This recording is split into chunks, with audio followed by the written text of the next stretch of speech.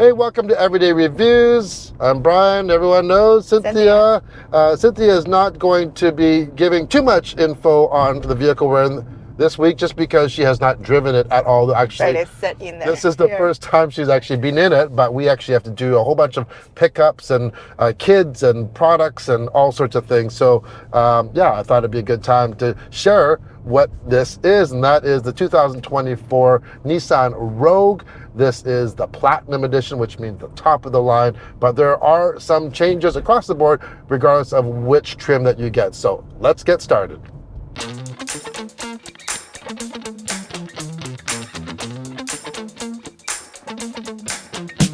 Starting from the outside, well, the V-Motion grille gets an update. You also get a different front and rear valence, and they went to like a brushed type of metal type of look for the exterior emblems. I think it looks pretty good. Standard on the very base, you get 17-inch wheels. They go up to 18. This Platinum gets 19-inch wheels on it. Cynthia's checking out all the compartments and what kind of storage this has. Now, we're kind of familiar with this vehicle in a way a little bit because we lived with the new Mitsubishi Outlander for almost a year.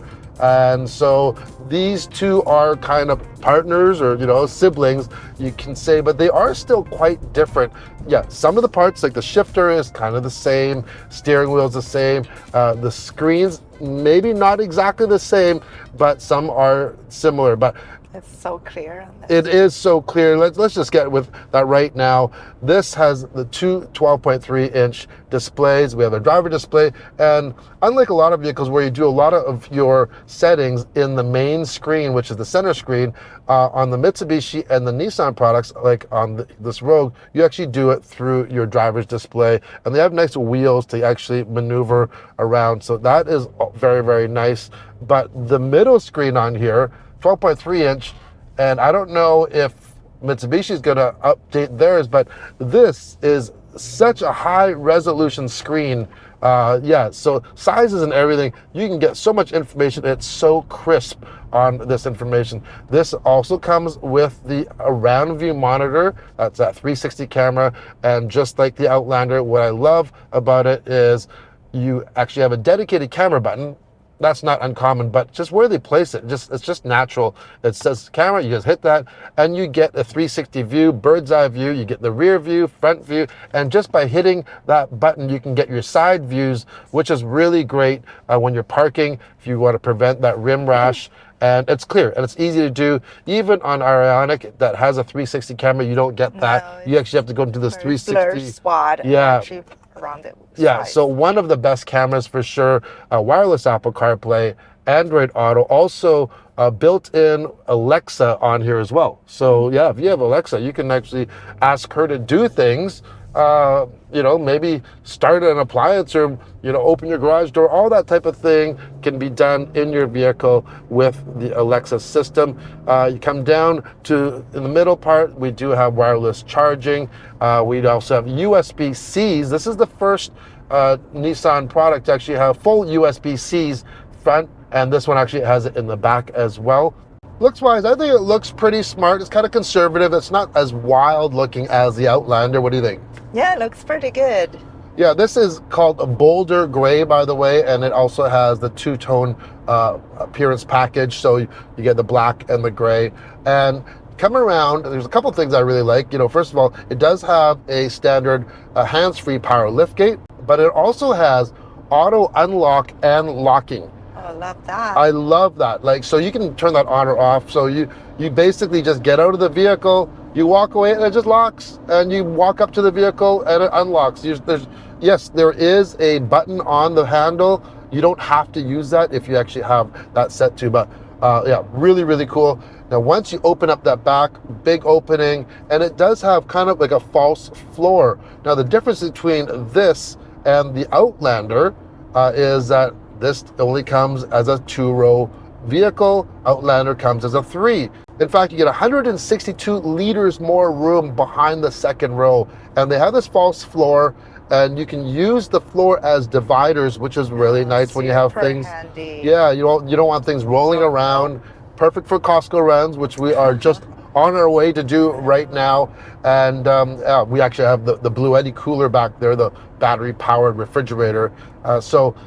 Anyways, more room there inside, very comfortable. On this Platinum, we get the semi-aniline quilted leather seats. We have heated seats, we have heated steering wheel, no ventilation though. Just like the Outlander, no ventilation. Is there a rear separate bed at the back? There is also a temperature control back there as well. And we also get a large full length panel roof that does open.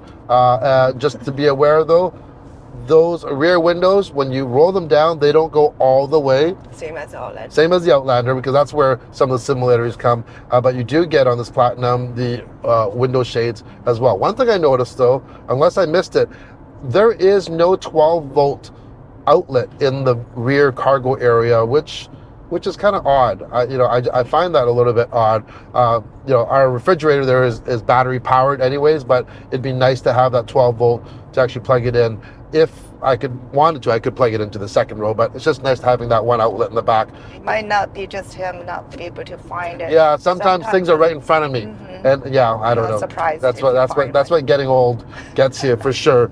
Okay, we're jumping around a little bit because I forgot to tell you, on the head unit now, they actually have this hybrid radio.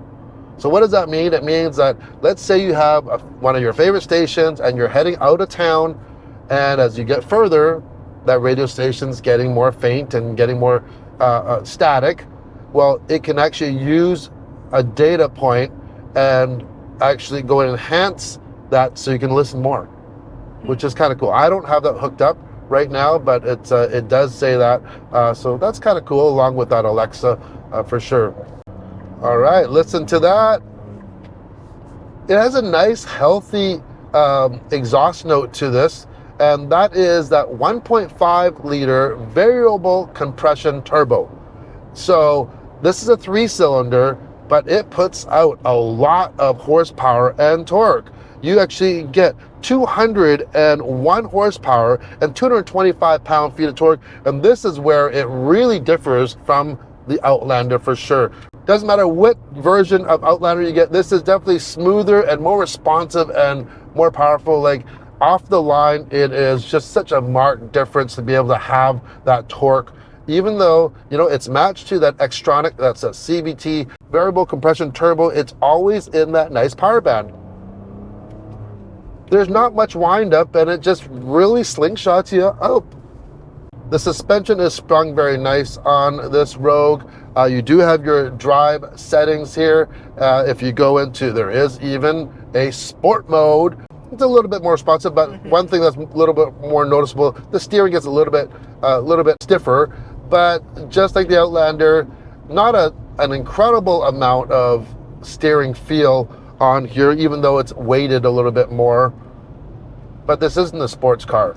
This is a passenger vehicle, and it's easy to drive. That, along with the easy light steering, you get the around view monitor. It makes it a breeze to park anywhere. This is a really great option for people looking for a compact vehicle that don't want compromise. Lots of luxury goodies in here, and a lot of standard safety features.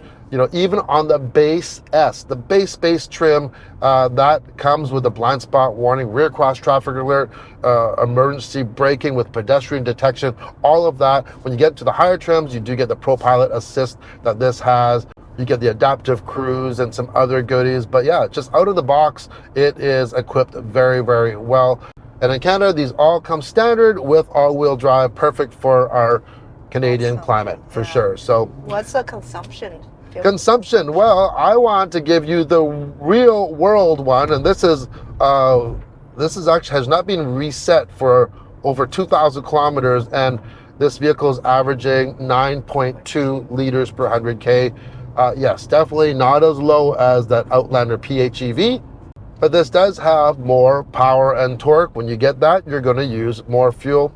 It's a trade-off, but yeah, it's not bad at all. So what's it going to cost you to get into one of these top-of-the-line Platinum Rogues?